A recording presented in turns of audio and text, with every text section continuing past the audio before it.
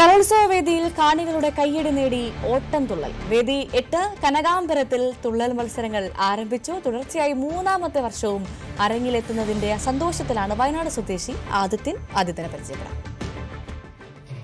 ഓട്ടം തുള്ളൽ എന്നാൽ മലയാളികൾക്ക് അത് കുഞ്ചൻ നമ്പ്യാരാണ്.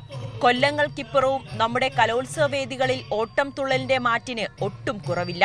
കിരീടം ചൂടി ശരീരത്തിനെയും വയറിനെയും മറയ്ക്കുന്ന മാർമാലയും കഴുത്താരവും, കയ്യിൽ തോൾക്കൂട്ടവും പരുത്തിക്കാമണിയും, അരയിൽ തുണിനാടകൾ കൊണ്ടുണ്ടാക്കിയ പാവാടയും അരമുണ്ടും കാലിൽ ചിലങ്കയും കെട്ടി കുഞ്ചന്റെ പിൻതലമുറക്കാരനായി ആദിത്യൻ അഭിലാഷ് അരങ്ങിൽ.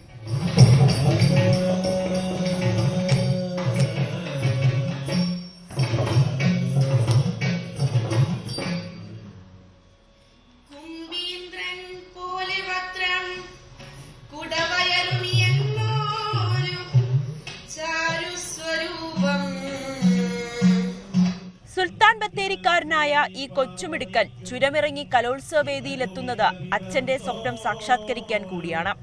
കൃത്യം പറഞ്ഞാൽ 3 വർഷം 8ാം ക്ലാസ് തൊട്ട് ചെയ്യുന്നുണ്ട്. അച്ഛൻ ഡാൻസ് ടീച്ചറാണ്. അപ്പം അച്ഛൻ പറഞ്ഞു തുള്ളലെടുത്തോ, നല്ലതാണ്, നിനക്കത് കണ്ടിന്യൂ ചെയ്യാന്ന് പറഞ്ഞു. അപ്പം അതെടുത്തു. ഇഷ്ടപ്പെട്ടു. എൻ്റെ കഴിവിന്റെ പരമാവധി എടുത്ത് ചെയ്യാൻ പറ്റി. സാറ് ഡയാലിസിസ് രോഗിയായ അച്ഛൻ അഭിലാഷിന് മകനെ അടുത്ത വർഷം വേദിയിലെത്തിക്കാൻ കഴിയുമോ എന്നറിയില്ല. വലിയ സാമ്പത്തിക ചിലവാണ്. എങ്കിലും തനിക്ക് സാധിക്കാത്തത് മകനിലൂടെ നടത്തിയെടുക്കുന്നു.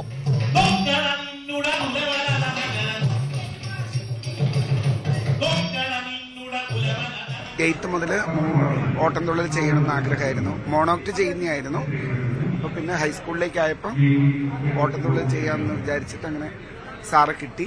അപ്പം അതൊരു ഭാഗ്യമായതുകൊണ്ട് അങ്ങനെ. അച്ഛൻ എന്തുകൊണ്ടാണ് ഓട്ടം തുള്ളലിലേക്കുള്ള ഒരു ഇഷ്ടം എപ്പോഴാണ് വന്നു തുടങ്ങിയത്? എൻ്റെ ചെറുപ്പം മുതലേ എനിക്ക് പറ്റാത്തത് കൊണ്ട്, അന്നൊക്കെ ഭയങ്കര ക്യാഷും പ്രശ്നമൊക്കെ ആയതുകൊണ്ട് മോനെ അതിലേക്ക് വിടാമെന്ന് വിചാരിച്ചിട്ട് അങ്ങനെ ചേർത്തു. കലയുടെ വേദിയിലേക്ക് സകല കഷ്ടപ്പാടുകളും മറന്നെത്തുന്നവർ അനേകമാണ്. കല നല്ലൊരു കാലത്തേക്കുള്ള കർട്ടൻ തുറക്കുമെന്ന് ഈ കുട്ടികൾ വിശ്വസിക്കുന്നു. അതിനുള്ള അരങ്ങ് കൂടിയാകട്ടെ ഈ വേദികൾ. ന്യൂസ് 18 തൃശൂർ.